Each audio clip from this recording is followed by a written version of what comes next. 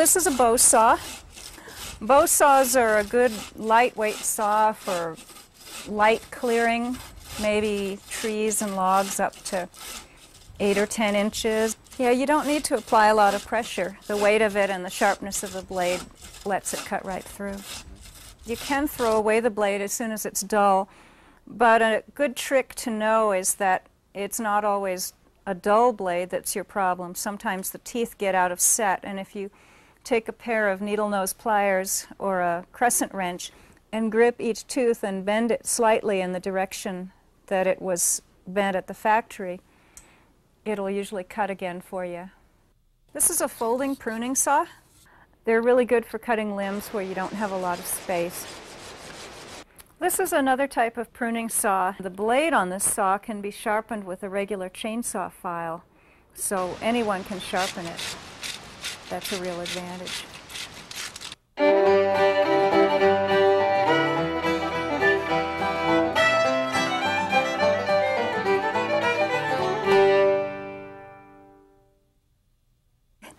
Crosscut saws have been made in all different shapes and sizes and with different tooth patterns for different purposes.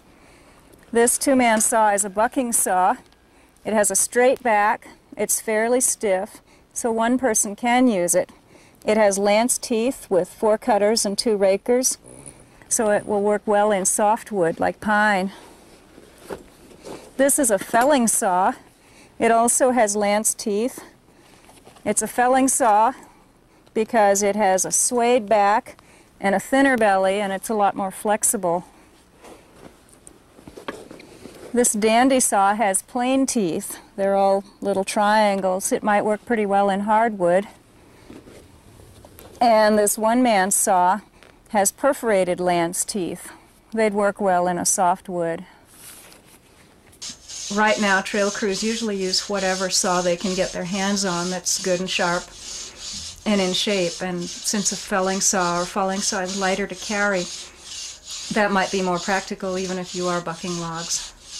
Warren Miller has written the classic book on crosscut saw care and maintenance.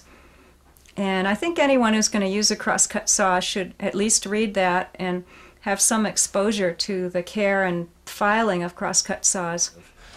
Most of the saws that we use are vintage saws such as Atkins or Diston or Simons, and they're not made anymore. Now, if you want a good saw, you've got to get an old saw.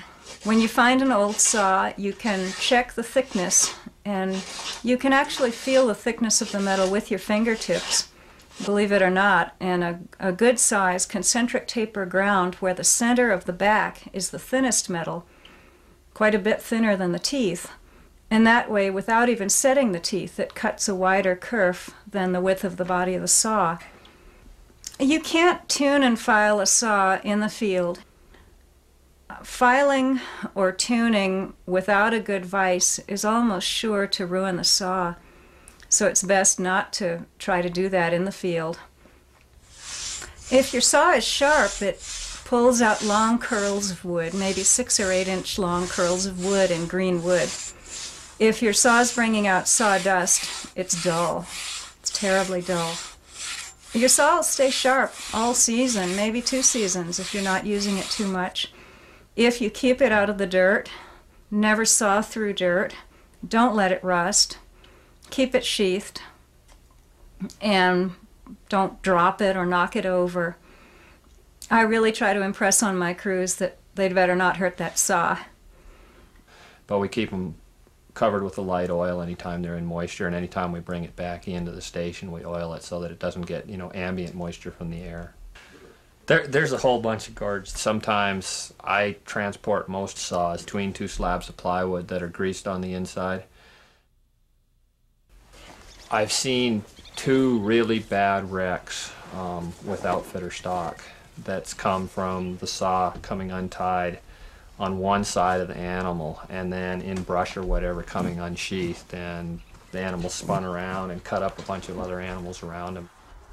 When we're transporting one or a bunch of saws long distances, we'll have them sheathed and we'll have them wrapped in a mani and bent over the animal, and it'll be tied to the forks of the saddle and then tied down either to the latigo or the double cinch on each side with the teeth facing backwards.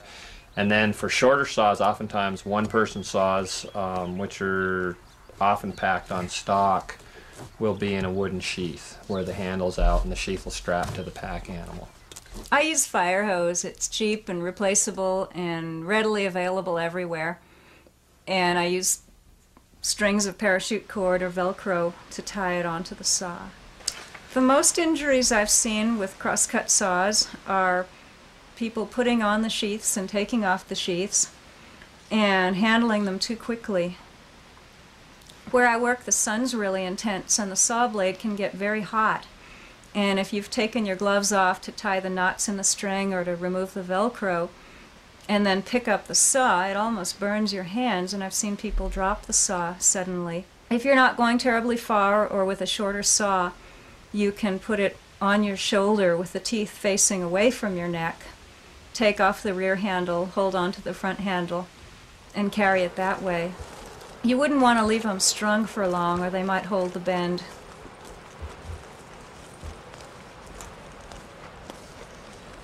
There hasn't been a lot of official training for crosscut sawing.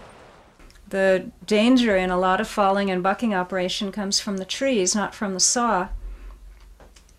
So I'd recommend that anyone who's going to do a lot of bucking go out with someone who can teach them about bucking, whether they're using a crosscut saw or a chainsaw.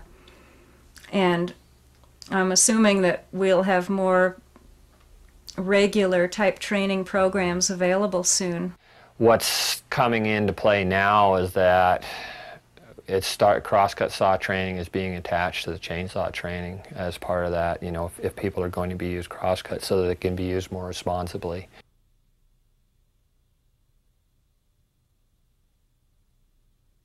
We'll need to make one cut down here off the trail far enough to give the pack animals clearance when they come by. The other cut I'd like to make up here where it's suspended off the ground. No matter where we cut, the tree is under a lot of compression and it's going to tend to pinch the saw.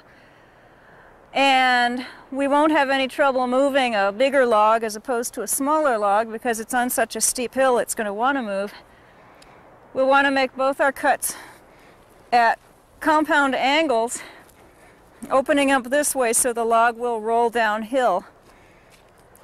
It's a real shame to make your cuts at the wrong angle and wedge your log in place and have to start all over again with a crosscut. And I just as soon make the upper cut first, and that'll relieve the compression for the second cut. There's no use fighting compression on both cuts if you don't have to. As far as safety, for both cuts we're going to want to finish from the uphill side with one person bucking. We're going to want to be aware that there's a chance the upper part could come down the hill too if the root wad gives way. You swamp out the area where you're going to stand to cut. You decide where your body position is going to be so that you can pull that crosscut saw alongside your body, not towards yourself. You want to have good footing and have all the vegetation out of the way of the saw so it'll run smoothly. We'll take and scrape out some footholds with a Pulaski. We may have to move some rocks out of the way. We may have to move a lot of other logs and down debris out of the way. Then if the tree has thick or dirty bark or charred bark, you are doing best to chop that away with an axe so you won't dull the saw. Then you unsheath the saw and put the sheath where you can find it and hand one end of it across the log to your partner. Get in your positions, start pulling gently. Sometimes one person needs to reach out and kind of guide the center of the back of the saw until the cut gets started. Oftentimes you can saw through wood for a long time and never need anything on that. Or you could get into a ponderosa pine or a fir that's real pitchy, and you're going to need to get rid of that pitch with a solvent because it'll bind it right up. Hey, that helps. If you have some type of solvent, and what we're recommending now is a citrus-based solvent to remove that pitch, but get rid of the pitch immediately. After you've started a cut, if there's going to be any chance of compression, you want to put in a wedge, or maybe two if it's a big log. You put in wedges at 10 and 2 o'clock. drive them in. You don't want any chance of pinching that saw because it's very hard to get it back out. Then when two people start sawing together, especially when it's the first time they've worked as partners, they need to figure out how to work as partners. And the saw will teach them and they'll teach each other. Sometimes there's a lot of yelling involved, but that's kind of how it works. When you're working with a new partner and you're not used to sawing together, you may end up watching your partner saw and watching how his saw is. If there's any bend in it, that saw is going to be binding and fighting as it goes through the wood. And you end up facing the main part of the saw with your body and pulling that saw right straight across your body underneath. And again, as you're pulling, you're not pulling straight, but you're following the arc that's created by the saw. As you get better and better at running it, you'll hear it change.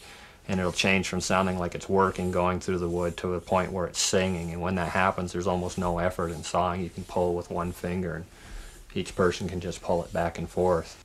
And they can tell when they're doing it right, because the saw will sound better, the chips will fly, nobody will be pulled off balance. But it's something you learn as you work with a partner. When you use wedges a lot of times, is keeping that open, and oftentimes the log may roll, and as it rolls, it's going to pinch. So then a lot of times what we'll do is we'll wedge it and we'll drive an axe or a Pulaski head spanning the kerf of the cut to hold that log and keep it from rolling. And there's ways that you can control some pretty large logs, sometimes up to a couple tons, with just one Pulaski driven in there, and it's a real safe way to do it. Then as you cut through and get close to where the log may shift or may fall through, usually you take the handle off of the downhill side, or whichever side has become hardest to saw from, and let one person finish the cut. Yeah. And that one person finishing the cut should use just the teeth on the end of the saw.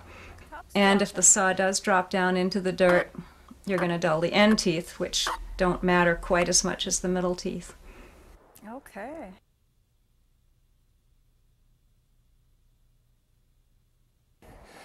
So when the tree is wide in comparison to the length of the saw, or when the tree is large diameter, we can't clear our chips with two people because we can't pull far enough to get the chips out, so the saw will start to bind up.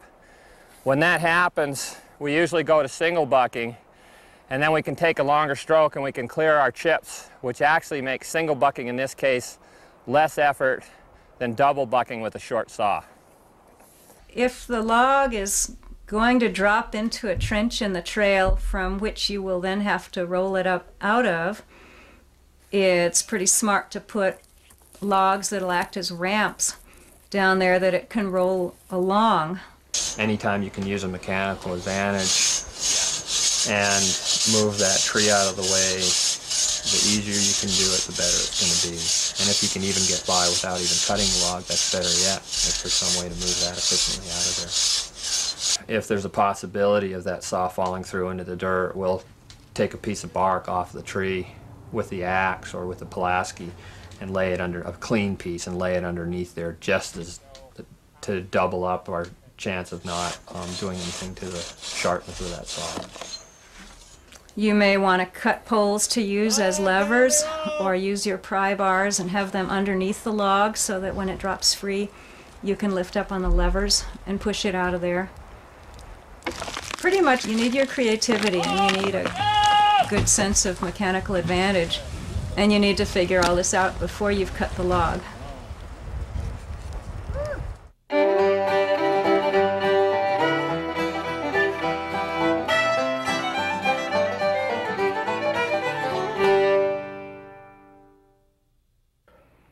These are loppers, all different types. They're really good for brushing, cutting brush along trails. There are two basic types of lopper. This is the anvil type, where the blade cuts square against an immovable anvil. And this is the hook and blade type, or bypass lopper, where the blade slides by a hook.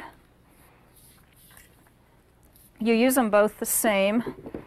For either type, you hold the handles down at the end and grip what you're going to cut and squeeze straight. You never want to twist. The hook and blade shear is handy on limbs because you can sort of hook it over what you're going to cut. It's sort of self-seating. When you need to sharpen them, the anvil type is different than the hook and blade type. On the anvil one, you sharpen each side of the blade, and you want to keep it straight so it still meets the anvil squarely. The hook and blade or bypass type is like a pair of scissors. You only want to sharpen the outside of the blade. If you sharpen the inside, you'll absolutely ruin the tool. I've got 3 more cutting tools. This one is a bush hook or a brush hook, depending on what part of the country you come from. It's got a good leather sheath. This is another bush hook or brush hook. These are sharp on both sides of the blade. They're good for cutting small diameter vegetation. They've got a heavy head and a long handle, so you can get a lot of momentum. They can also be very dangerous if you're not watching out for your other crew members and your own feet. Well, rather than chopping like you would with an axe, you want to sort of pull it towards you and slice as you swing. And this is a Sandvik. It's got a replaceable blade. It's very lightweight, and it'll cut through things that an axe won't cut through in one swipe because of the narrow blade, almost machete-like.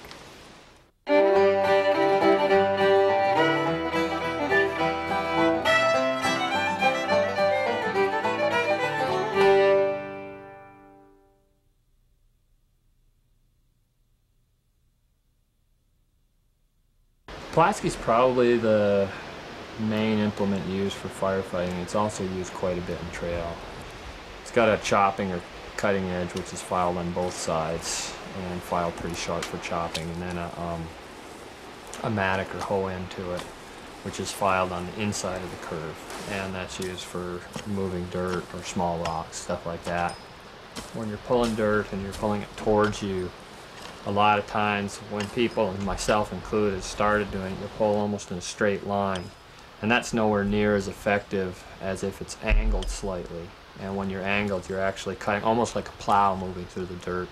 You're cutting dirt as you're moving, and then it's a lot easier to remove it from the tread. A lot of times people that are working with the Pulaski all the time, again, are using their legs as the main source of power for it. If you're carrying a tool like a Pulaski over distance, it should be sheathed. The sharpest cutting implement on the Pulaski should be still facing away from you on the downhill side so that if you fall, you can get rid of it. It's usually a good idea to have at least 10 feet between people.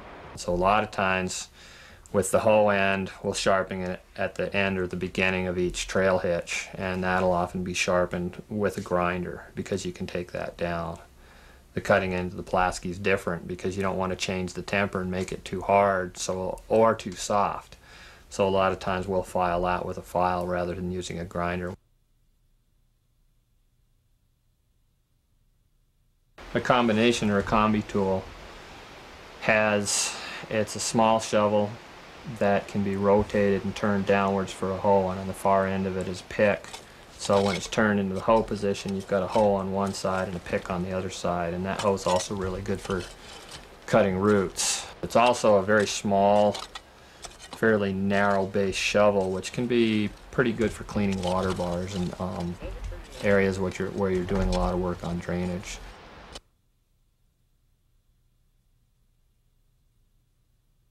A McLeod is almost shaped like a much wider hoe with teeth or a long rake end on the other side, and it's heavy enough for cutting light roots and for moving a fair amount of light or decomposed granitic soil types where there's not much compaction or adhesion within the dirt itself.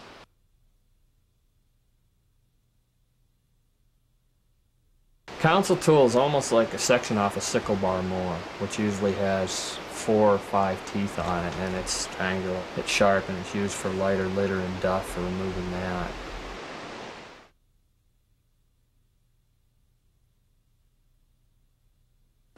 You use a straight pick or a miner's pick for prying rocks out of the ground or fracturing rock that has veins or weak points in it.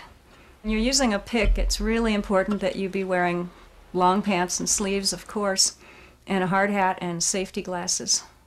With any of the heavy swinging tools, you want to have your feet shoulder width apart and swing it up behind you, clear over your head, then straighten your arms, let your hands slide down to the ends of the handle like you would with a baseball bat, and then bend at the knees and let the lowering of your body accelerate the tool so it hits the ground really hard.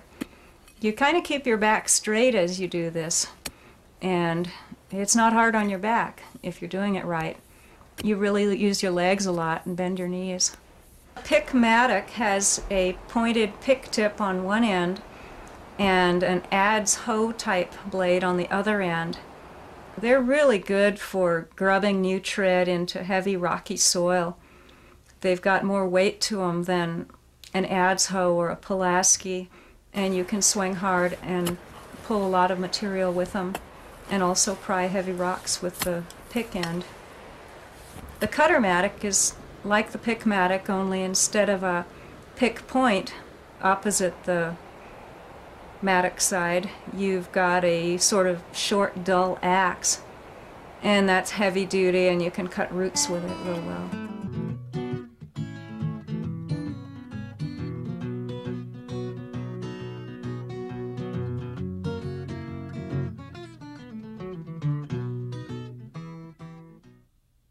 There's been a lot of different shaped axes, from tiny hatchets, which can be used for shingling or splitting shingles, to broad axes, which would be on the other end of the scale, which would be used for hewing wood and flattening sides of wood. A single bit or a pole axe just has one cutting surface, the other end is flat or blunt, and the balance is really different. Traditionally, most double bit axes have a longer handle. Single bit axes will often have a shorter handle, and there's advantages and disadvantages to both. A double bit axe in actuality is probably a little more versatile because it has one edge that's filed for cutting wood, and it's filed fairly thin and narrow for chopping. The other edge of it is filed at a chisel edge, and that chisel edge is for getting down near the ground and removing roots, where you're not going to chip it if you hit the occasional stone.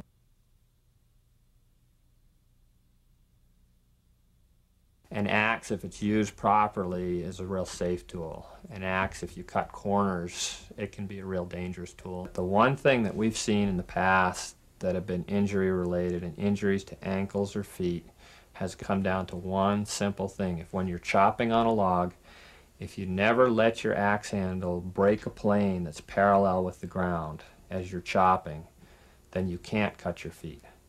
And the only time we break that rule is when we're chopping with the log between our body and the axe head. If you've already made the decision to chop the log, the first thing I do again is look at the log, figure out what I'm going to do with it. Where's the best place to chop it?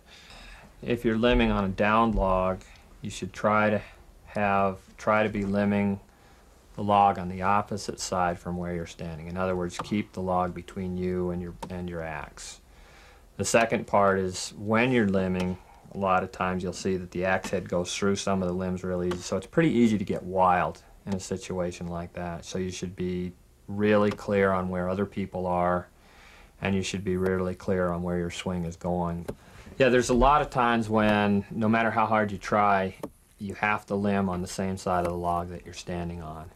And when that happens, just be doubly sure never to let your axe handle or your axe head drop below the level of your hands as you're chopping.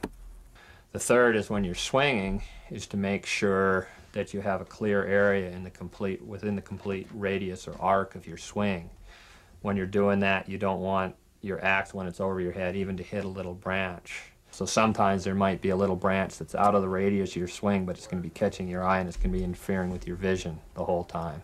And if that's there, take the time to remove it. It's trying to be as efficient as possible, so you're going to strike that wood as many times as it takes to completely sever your cutting surface, and then move to the other side, instead of making a chop on one side, a chop on the other side, a chop on this side, a chop on this side, 3 times in succession, and then breaking it.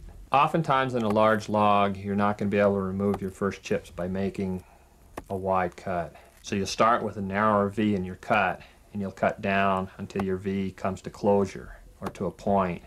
And then you'll go back up, and usually on the strongest side that you have, you'll reopen your cut so that it's wider. And as you come down at first, you take a lot of care to develop accuracy. It doesn't matter. The power does not matter at first.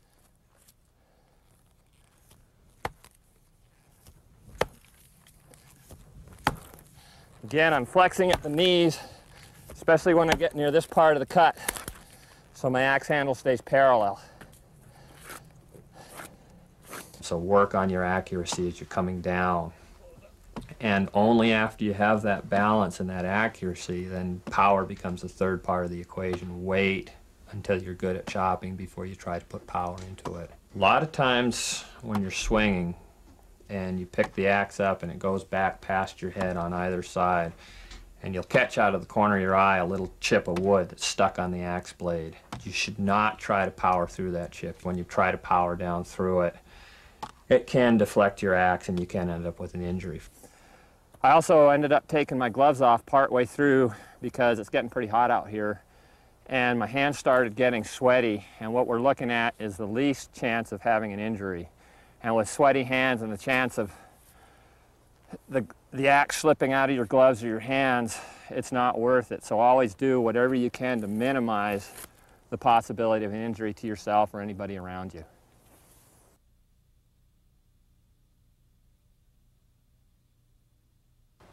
When I finish this first cut, I'll go over and I'll cut a V on the opposite side of the log, and because the wood is already removed from the near side, when I come over to this side, it's about 5 or 6 times as quick to chop. So when I start it, just come down and start my chip. My chip will start out like that. Okay, now my V is closing up, and where I want my V to close up is right in the very center of the log. It's closing up a little bit sooner. This time I'm going to open it up on the left side, and the reason is because there's a knot that's closer on the right side, so it's going to be easier chopping on this left side of the log. We've had a lot of injuries in the past. You get working with an axe and all of a sudden you get to the point where you're medium proficient. And when that happens, it becomes fun, and it's like, man, am I having a good time chopping. And that's when I've seen most of the injuries occur, is when people finally start having fun and they start chopping harder and harder. And I've tried to remind myself of that, and so every time I start having a lot of fun, I go, wait a minute, slow down, make sure you're not going to hurt yourself, and then proceed more slowly.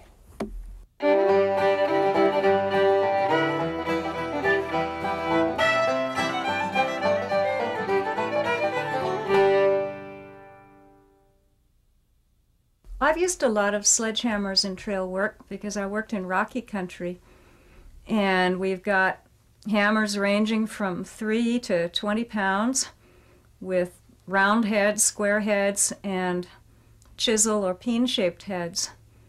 We use 8, 12, or 20-pound sledgehammers for crushing rock. The main focus on technique that I want to be showing is that I'm bending my knees, bringing the hammer down flat, with my arms straight, and swing from the shoulder.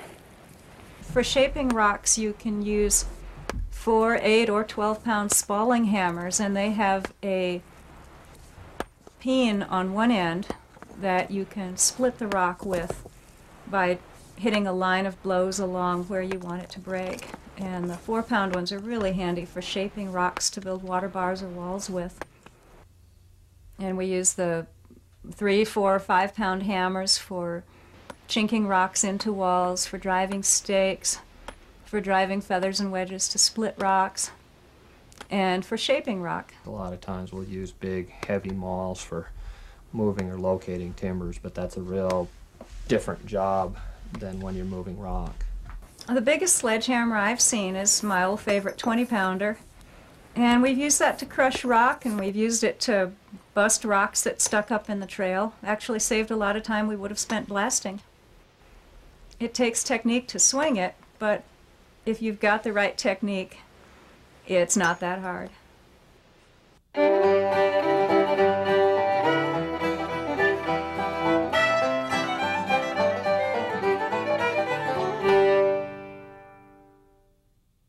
People use adze hoes and grub hoes in areas of the country where there's a lot of loose, light soil and maybe some root structure in there.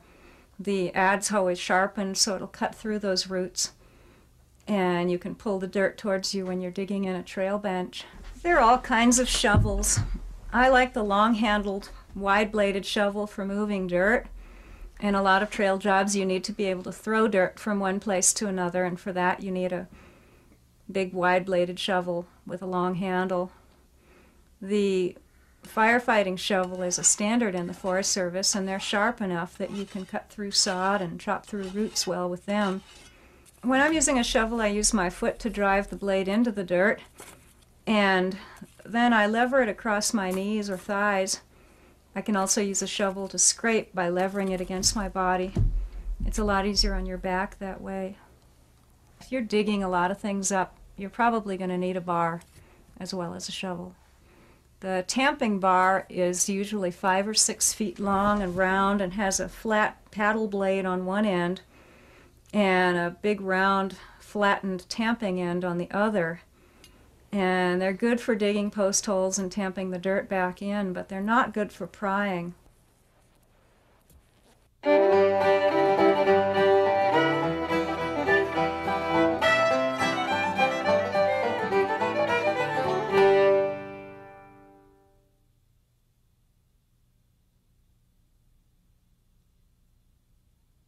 You can use rock bars to move anything. I always liked the rock bar best of all the tools. It was the great equalizer for me. With a 5-foot rock bar, I've got one I called My Magic Rock Bar, and if nobody was looking, I could move anything. And nobody could figure out how I did it. But there are 1,001 ways to use a rock bar. You can put it under the rock and lift using the ground as a fulcrum. You can put a fulcrum in front of the rock and pry off of that. You can use a rowing motion to skid a rock along the ground, or work with 2 people and row your boat rock across the ground. You can stab it in the ground to bump a rock forward. They're a very useful tool for moving heavy rocks or logs. The bottom end of a good rock bar is square with a chisel tip, and that chisel tip is a 2-inch fulcrum basically that you can use to lift with, and then the upper end of it is usually round. It's best with big rocks to have a team of people. Once you start using rock bars to move a rock, you don't want anybody in there with their hands on the rock, because a rock bar can slide across that rock and mash fingers. Okay, a timber carrier would usually be about 3.5 feet long with a swinging hook in the center of it, and it's a 2-sided hook that goes in and picks up a log. Okay. And when you have a lot of people and fairly big logs, you can get a lot of people on it and carrying it in a pretty safe fashion.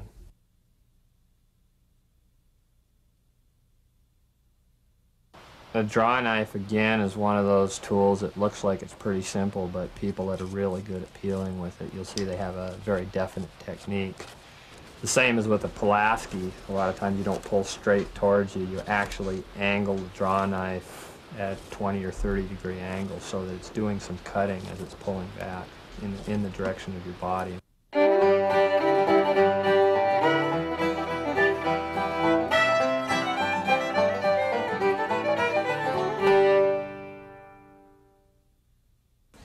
On an axe like this axe, the handle's been in about 10 years and it's beginning to warp. There's no cracks in it or anything like that, but it's still not worth keeping because something's going to happen to this eventually. So we're going to replace the head on this. And if you're taking the time to go through and put a new handle into a tool and do it properly, you might as well select a good handle rather than use one that's poor. One thing that we look at right off the bat is the handle straight? And if you hold it up and look at it by letting it dangle, you'll see if it's straight and you'll see if it's warped in either way. The second is, how is the grain laying in that handle? A lot of handles will have the grain going crosswise. And when you're thinking about a cross grain and then you're striking down with that tool like this, there's a real good chance of that handle separating sometime later during the use. So for the maximum strength for the wood that's involved, we look for grain that runs straight, right down through the length of the handle. And that grain should be fairly tight with tighter growth rings, because the tighter growth rings mean a stronger piece of wood. Other times, and you'll see this more commonly, you'll have the sapwood and the other harder wood, which is, there's a line between it. One of the wood's white and one is darker. When you have something like that, again, if you're using it, that wood will expand and contract at different rates. And through work, there's a good chance that even if it's a straight grained handle with these different colored woods, you're going to end up with this handle not lasting anywhere near as long as it would with a real nice straight tight grained handle like this first one.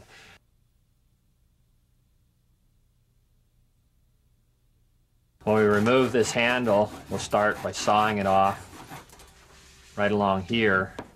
And once it's sawn, it'll be placed in a vise or in a proper dehandling tool, and the rest of the handle, or the rest of the handle that's inside the head, will be pushed out through the top of the head rather than down through the bottom of the head. If an axe head, if the handle is really stuck in an old head, you can help by drilling it out from either the top or bottom or both sides. There's a single saw girth right down through the center of these handles. And when you think about laying a head on the handle, this head is going to seat right down near the fatter part of the handle, so it's going to be down this far. So what I'd do before I even began it was I'd take and draw a line across this handle here, and I'd cut that off, because this much is going to be sticking out. I don't want to mess with taking the time to shape that extra piece of wood. Then we take a thin saw, a thin bladed saw, and we cut and bring this saw curve down another inch. If you look at this handle in profile, there's a really big lump right here, and then the head comes in here. If you take your head and you bring it down as close to that lump as possible, you want this lump to blend into this wood. And all the stress of chopping is right on this part, and that's where these cracks usually develop. If you take and you remove some of this wood by rasping it down before you put the handle in, you're actually increasing the strength of your overall handle. And you're doing two things. You're increasing the flex, and you're decreasing the chance that this handle will break right at this point. I just put my belt sander upside down in the vise, and then just start rocking the handle itself on the belt sander, and you can take it down real smoothly and efficiently that way. And that's turned out to be one of the best things that I've done. So it fits tightly. And when you put the head on, it's only going to slide part way down the handle. When you do that, you turn the axe handle over, the head's part way on it, and you pound down with a piece of wood or a rubber hammer, and that head will actually slide up the handle as you're pounding down on the wood. You'll find that it gets caught, and you can knock that head back off again with a piece of wood or a hammer. You knock the head off, and you'll see right on the handle itself where it's digging into the wood, or there might be a little bit of mark there, and that's where you're going to rasp down. So the head itself, as it slides on, will tell you the fat spots where you have to rasp off. A lot of times it's real easy to rasp too far on one side or too far on the other, and the head will be sitting off from the axis of the handle. When the axe head is finally sat down all the way to where you want it, and it's seated square on the handle, you've got this hole up on top, and we've thrown away our plastic wedge. And what we usually use are wooden wedges. And we'll drive that wooden wedge as far down into the handle as it goes. And then we'll saw off the top of the wedge where it's sticking out. And once that's done, we'll usually seat it with one or two Grady wedges. And these are little metal wedges with steps. Some of the pole axes or single bits that we have will come with a lot heavier handles on them.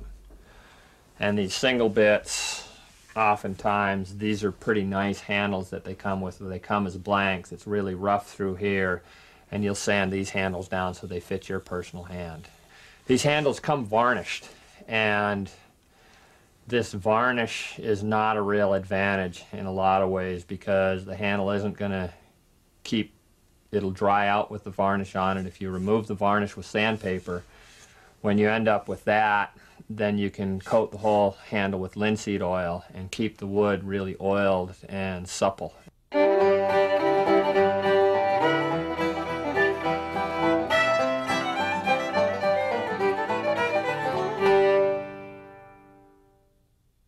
Anytime we're dealing with work with cutting implements, whether they're tools or knives or saws, the sharper they are and the better shape they are, the more effective they're going to be.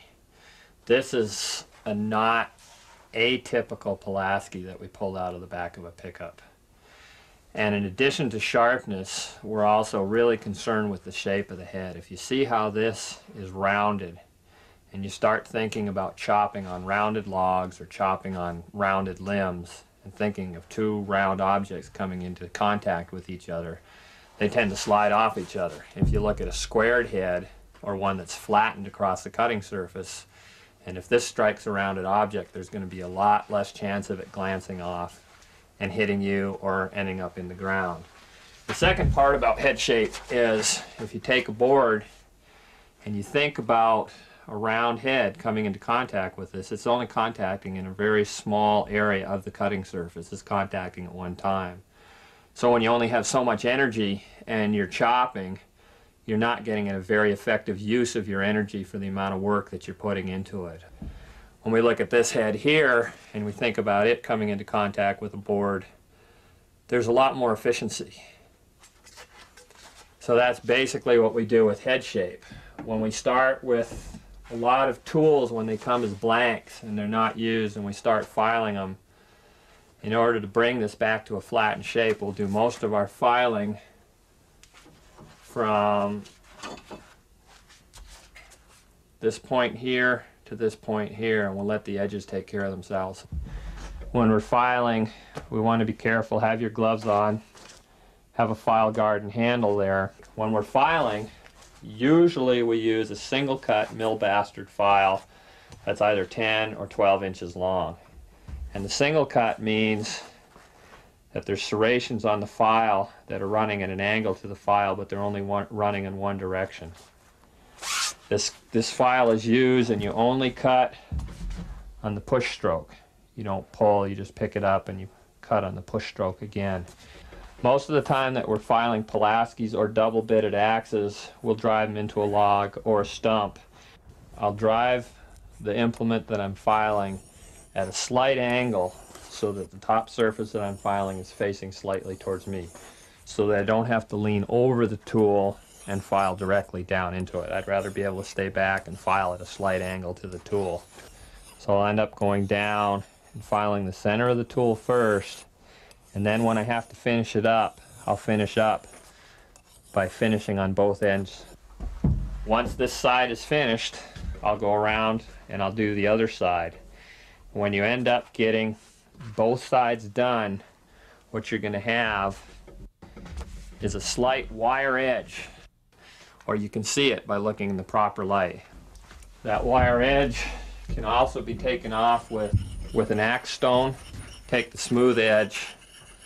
We just go real lightly in a circular fashion on that wire edge until it disappears. Once you have that wire edge there and you've taken it off, there's no axes or Pulaskis that you shouldn't be able to shave with. The one way that I can tell very easily is I will take my glove off and I'll take my finger and I'll touch my fingernail to it. And if it sinks into the fingernail with no weight, it's sharp enough to shave it. But I don't bring my finger down, bring it so only the fingernail's exposed to that head. When we turn over and we go on the chisel edge, we do the same thing, but when we're filing on the chisel edge, we end up filing at a much steeper angle. And that's to try to keep this cutting edge thicker, and this is the part that we use for roots. Once we're finished with this, and it's done, we'll usually grease the axe and put it in a sheath.